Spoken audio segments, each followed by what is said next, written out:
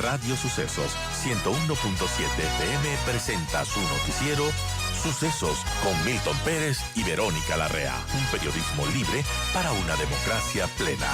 Los hechos y las opiniones de los sucesos que marcan nuestro tiempo.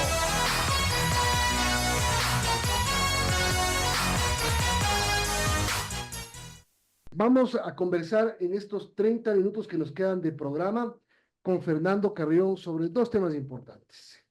La seguridad del país, que sin duda es un tema que nos mantiene con mucha preocupación por lo que ha pasado, y según Álvaro Marchante también hay un repunte de preocupación de los ecuatorianos sobre lo que está pasando.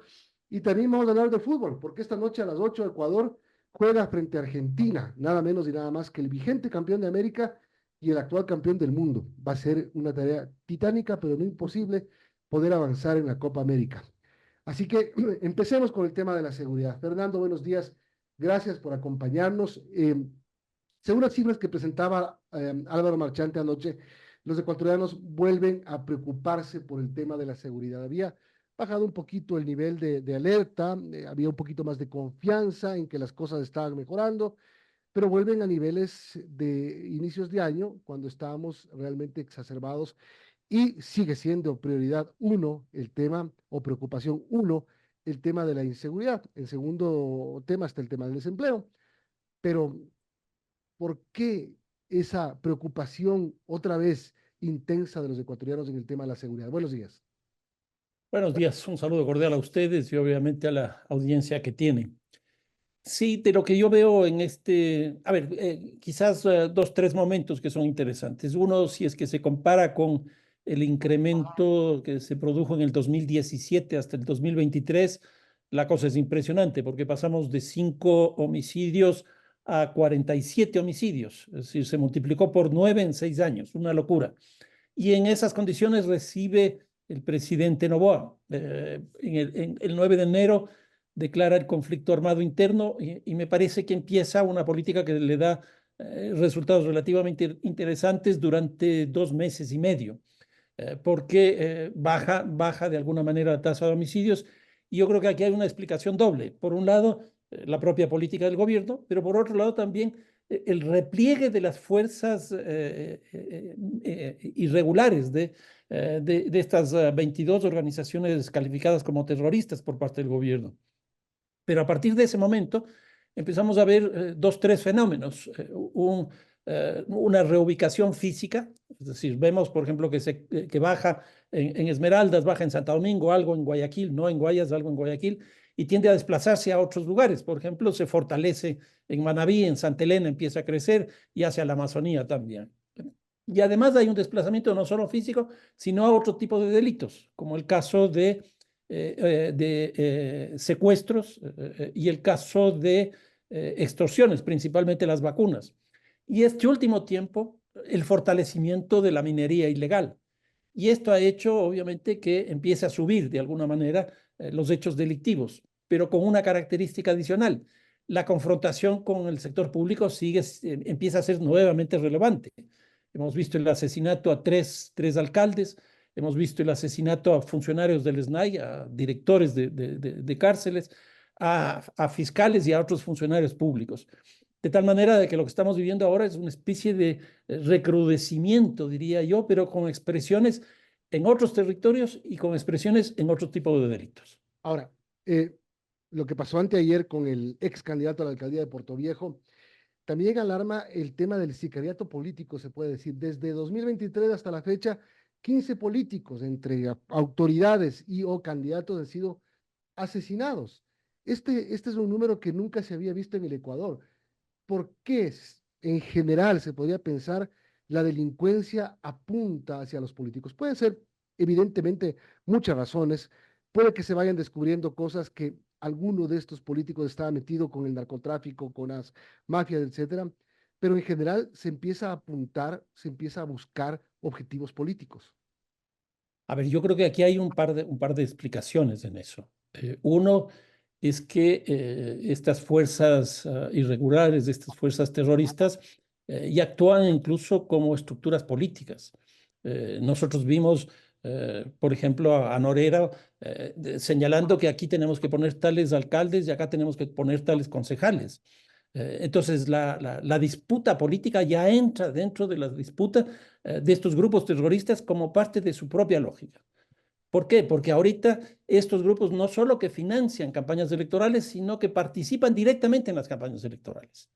Y entonces eso les hace, obviamente, parte de la disputa. Una segunda cosa que es también altamente preocupante es que el año pasado fue el año electoral más violento de la historia del Ecuador. Tuvimos 2 procesos electorales, el primero de alcaldes en febrero. Ahí se asesinaron a 3 candidatos a alcaldes y a otro dirigente político. Después de eso, inmediatamente después de eso, se asesinaron también algunos funcionarios, entre esos del alcalde de Manta. Y en el segundo proceso electoral, que fue de la muerte cruzada, se asesinó a un candidato presidencial, a 2 candidatos a la asamblea y a un dirigente político. A mí me preocupan mucho estas elecciones, que ya estamos empezando, y a mí me da la impresión que este asesinato en Puerto Viejo es parte de esa lógica. Y yo creo que aquí debería establecerse un gran acuerdo entre el CNE, el Ministerio del Interior, las Fuerzas Armadas, la policía, los propios partidos políticos, para enfrentar lo que podría venir en este proceso electoral hasta el 9 de febrero próximo. Antes de darle paso a Vero, quiero redondear con esto, Fernando, porque yo me acuerdo que, si no estoy mal, en el 2019,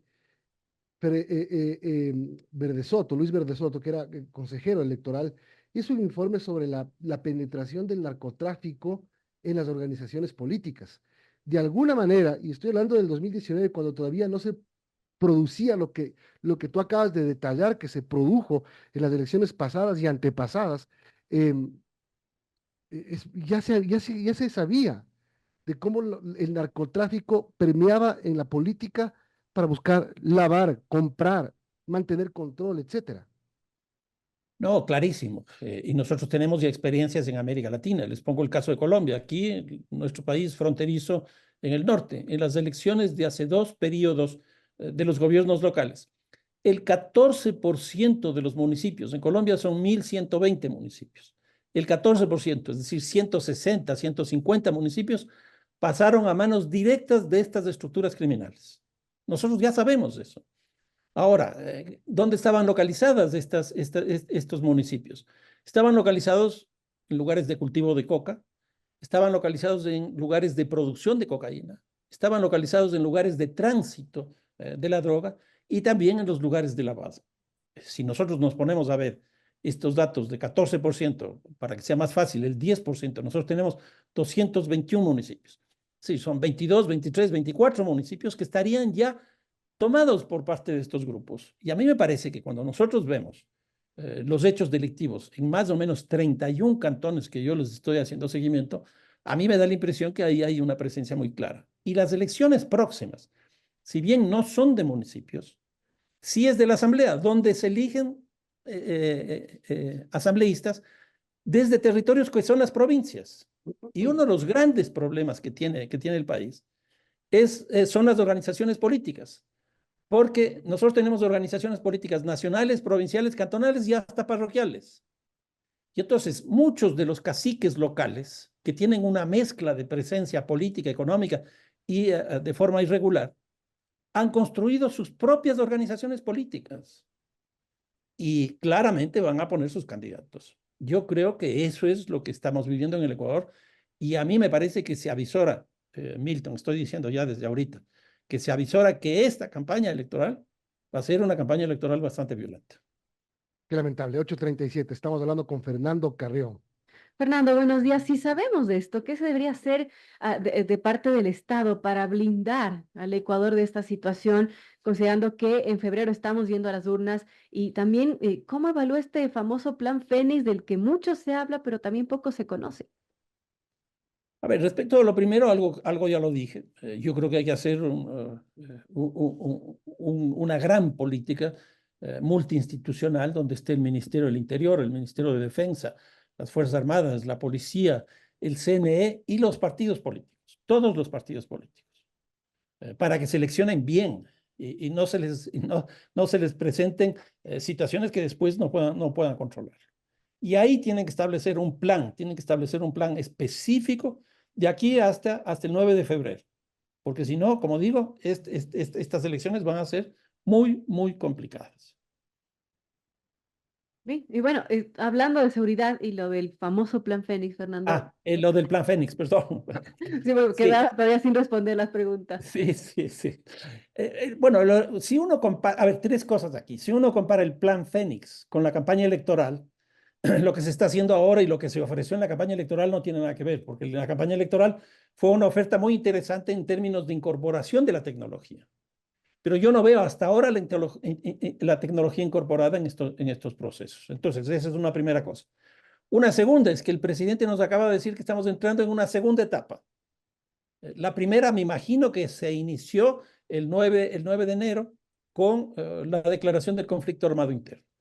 Esta segunda es básicamente, según palabras de él, en términos de focalización. Y aquí tenemos dos formas de focalización que se han venido manejando.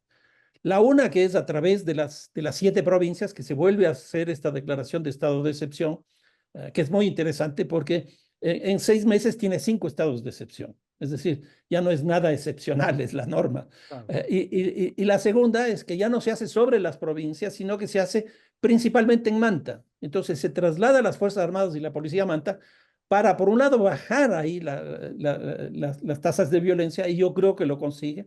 Y eso tiene un efecto en la seguridad y un efecto en la política. No hay que olvidarse que Manabí es una provincia básicamente correísta. Y entonces meterse en ese espacio es disputar políticamente las elecciones. Y me parece que lo va logrando en términos de que reduce la violencia en Manta y en Manabí, y con eso pues logra captar ese electorado que puede ser interesante. Ahora, el tema de los estados de excepción. La semana pasada se decreta un nuevo estado de excepción, focalizado, 7 provincias, Cantón Camilo Ponce Enríquez. Ya la Corte Constitucional se había pronunciado en contra. Ahora el argumento es que hay una asociación mundial de juristas que no sabemos exactamente de dónde provienen, quiénes son, sí, porque vinieron a dar una rueda de prensa a un poco parapetar la intención de un nuevo estado de excepción. Y dentro del razonamiento que hace el gobierno en su decreto está que hay respaldo de la ASO Mundial de Juristas. La Corte a lo mejor diga, y otra vez no hay el argumento, chao decreto. Y entramos en una pugna del campo de seguridad jurídico al político. No, yo creo que ya estamos en eso, Milton. Ustedes mismos han entrevistado, por ejemplo, al secretario general de la administración, y él planteó que sería bueno que los miembros de la Corte Constitucional vayan a los lugares donde hay violencia, como si fuera una cosa de ese tipo y no una cuestión de carácter jurídico. Y entonces ahí empezó ya, me parece, también un conflicto, hablemoslo así, de poderes, que ahora puede reafirmarse con esto, porque el hecho de que firmen esto varios abogados no quiere decir que sea legal.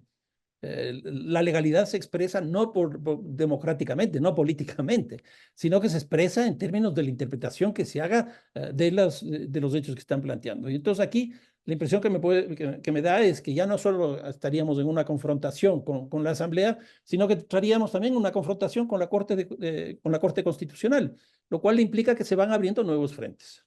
Pero más allá de eso, Fernando, ¿cuál es la estrategia diferente? ¿Cuál es, como decía Verónica, cuál es el plan Fénix? ¿Cuál es la estrategia que hace diferente? Porque estamos viendo exactamente lo mismo que hacían los otros gobiernos, de estado en excepción, en estado en excepción. Cuando hay estado de excepción, militares de las calles, después de un rato se retiran, después otra vez vuelven, después. Entonces, ¿dónde está la estrategia diferente? ¿Hay? Yo no veo mucha diferencia. Quizás un par de cosas. Una primera es la declaración del conflicto interno armado. Eso es una cosa nueva, la guerra, porque eso incluso implica un reposicionamiento de las instituciones. Por ejemplo, a mí me parece que ahí bajó el peso significativo del Ministerio de Defensa y del Ministerio del Interior, porque el peso cae en las Fuerzas Armadas, y ya no es que las Fuerzas Armadas se subordinan a la policía, sino al revés. Entonces ahí hay un cambio importante. Un segundo cambio es frente, por ejemplo, a lo que hacía Guillermo Lasso con la declaración de terrorismo en ese caso, que era a los actos terroristas. Entonces ahí se calificó como terrorista los actos para que todo acto de violencia sea calificado de terrorista. Ahora es una cosa distinta, ya no son los actos, son las organizaciones. Entonces se califica 22 organizaciones. Entonces, hay una tendencia, no puedo negar, hay una tendencia general, que es esto de la mano dura que generalmente se dice, pero hay ciertos bemoles que van cambiando.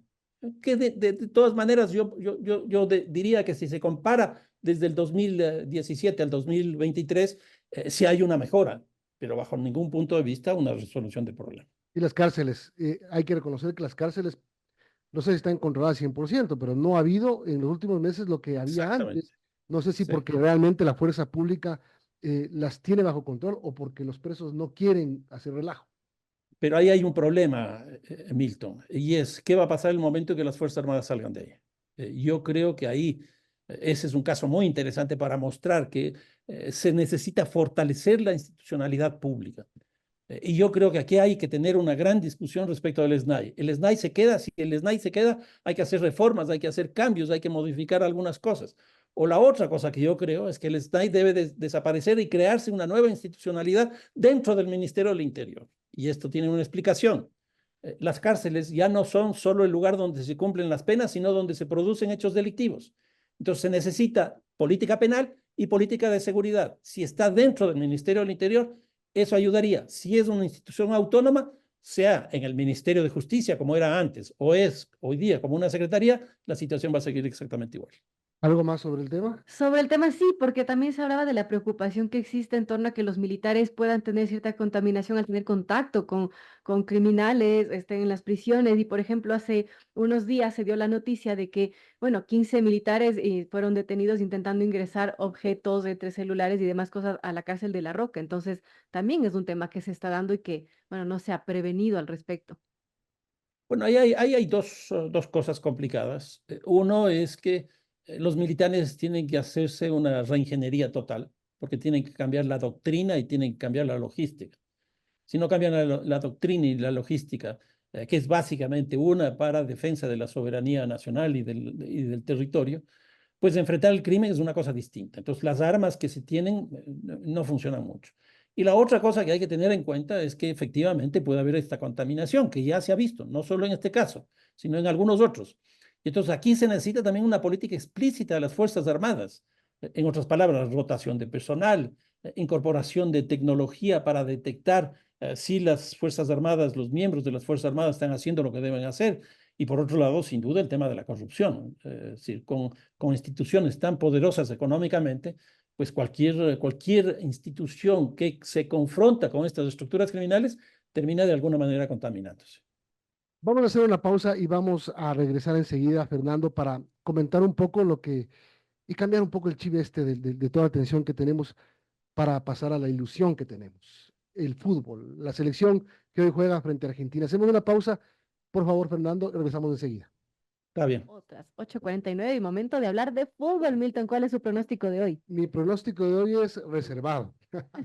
Espero que Ecuador gane, sinceramente. Obviamente, espero que Ecuador gane. Y seguimos con Fernando Carrión para que nos dé su punto de vista sobre este tema.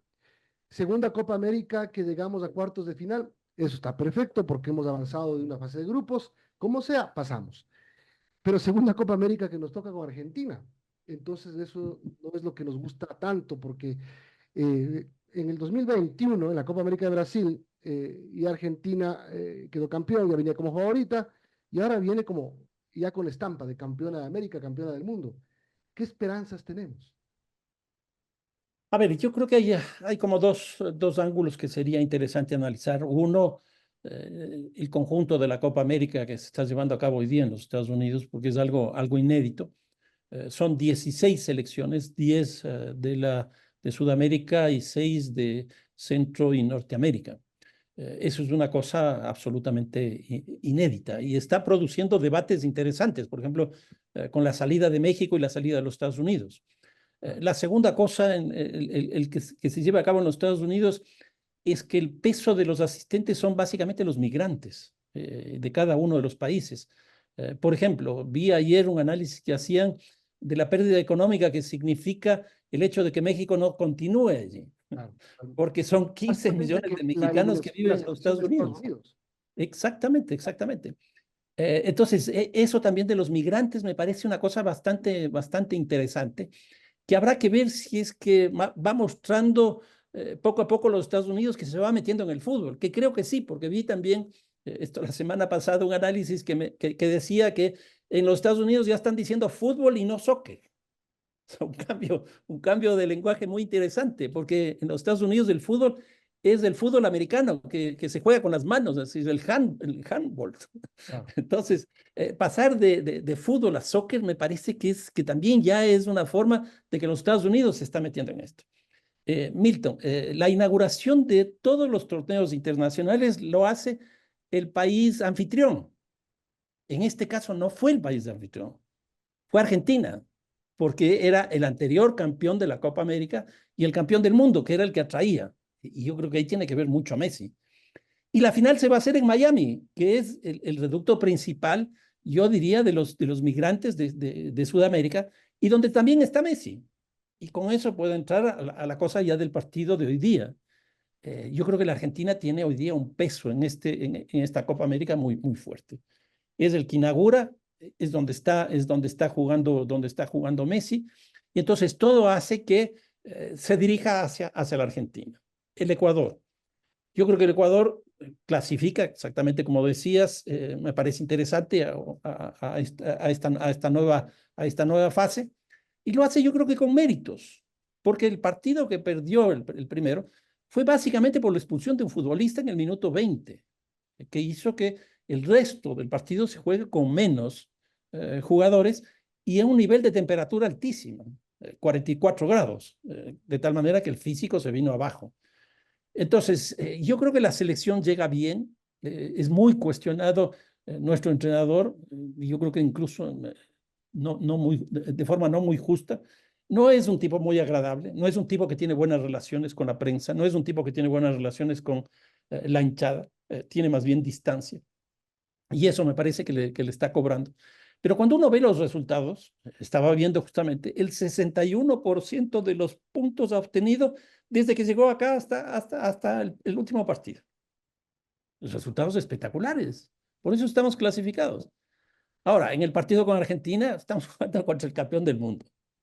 Yo creo que hay que ser en esos objetivos. Si es que logramos un resultado excepcional, porque creo que sería excepcional, pues para nosotros sería una cosa absolutamente maravillosa. Pero tenemos con qué. Sí, lo del técnico puede ser, siempre se arman debates, ¿no? Ya se decía que el técnico acaba el partido de hoy y se va de la selección porque ya tiene un contrato en Qatar, pero siempre se arma un debate en torno al técnico y a veces invisibilizamos las responsabilidades que tienen los jugadores, porque el técnico no tiene la culpa de que expulsen a Ener Valencia.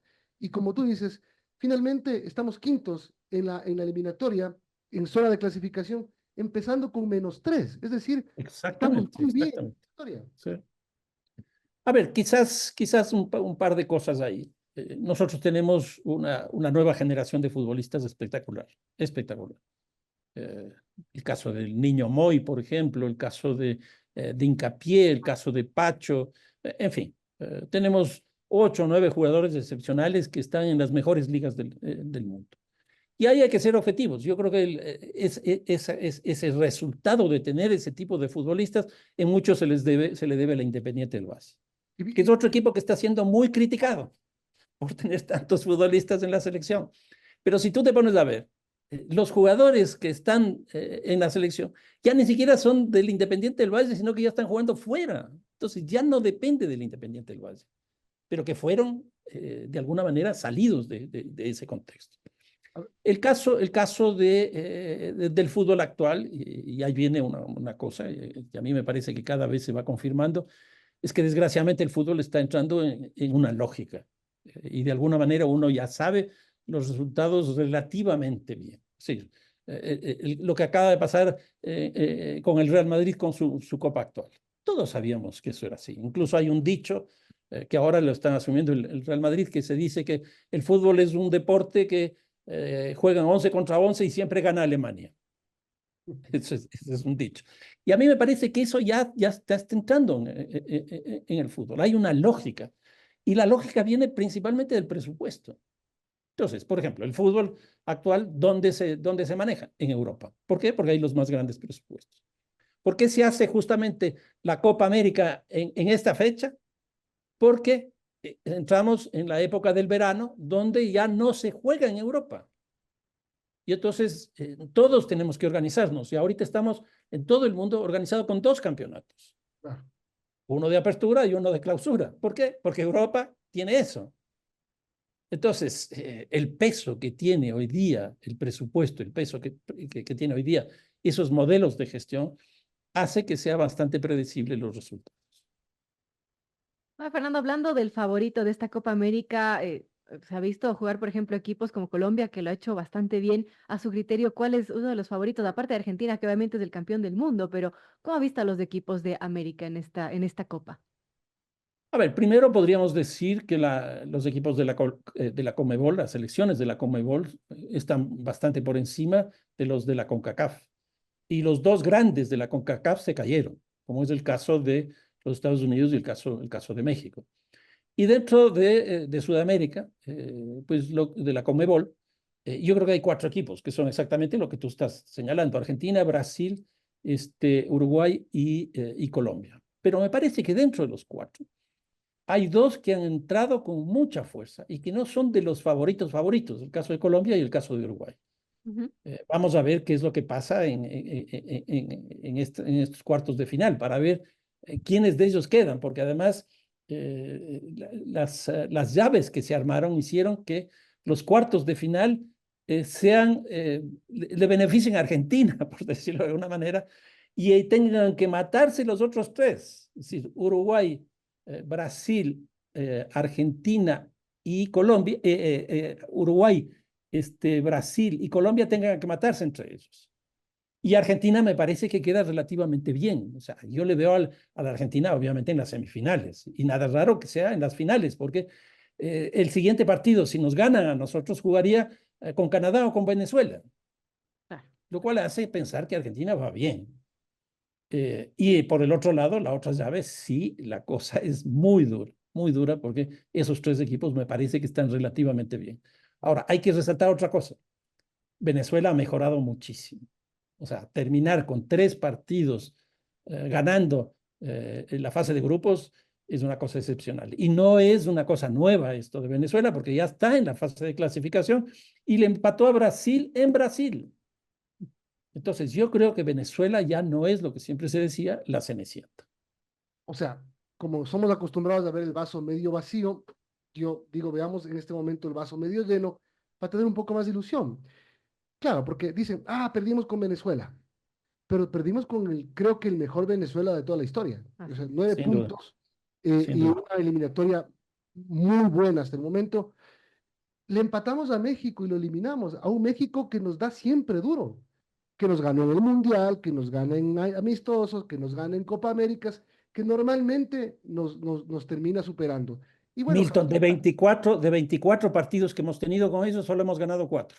ok, ahí está la cifra. Entonces, eso es bueno para la selección. Son resultados buenos. A ver, es que no ganamos contundentemente. En Europa, ahora mismo en la Eurocopa, hubo equipos que pasaron, como Dinamarca, por ejemplo, llegaron a octavos de final con 3 empates, igual que si no me equivoco, Eslovaquia o Eslovenia. Es decir, no ganaron nada, pero estuvieron jugando octavos de final. Es decir, ese es el negocio de un torneo también, buscar sumar para seguir avanzando. No, claro, claro. Y un torneo es eso. Cambia mucho de ahora en adelante, porque en la fase de grupos no es que cada partido deja a uno y saca a otro, sino que ahí sí son puntos y gol diferencia. Nosotros nos clasificamos por gol diferencia. Pero de ahora en adelante la cosa cambia. El que pierde se va y tiene que perder a alguien. Por eso es que hay penales y todas esas cosas que existen. Ahora, yendo en la línea de lo que tú decías, Milton, del vaso lleno, vaso vacío. Bueno, y si ganamos nosotros de Argentina, nos tocará frente a Venezuela y frente a Canadá, Claro. lo cual creo que nos pone también en una situación de privilegio, pero excepcional, excepcional. ¿Por qué? Porque las llaves están montadas de esa manera. La otra llave es el gran problema. Entonces, si nosotros sacamos un buen resultado con Argentina, no es fácil, no sé, pero eso nos posicionaría a nosotros también de una forma impresionante.